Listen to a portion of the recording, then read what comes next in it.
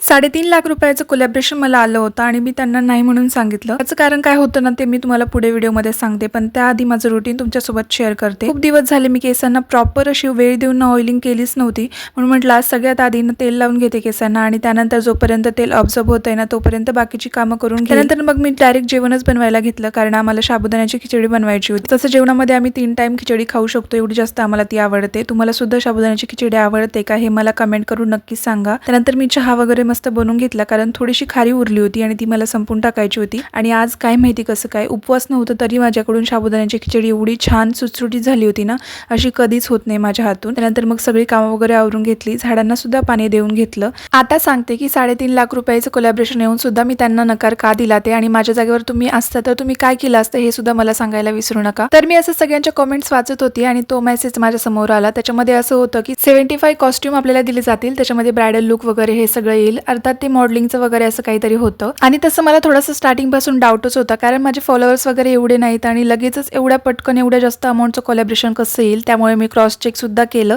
त्यांची प्रोफाईल जाऊन बघितली आणि त्यानंतर त्यांचे फॉलोअर्स वगैरे काही नव्हते, नाही कुठला त्यांचा ब्रँड होता आणि नंतर समजलं हा स्कॅम आहे. त्यामुळे मी नकार दिला. बाय.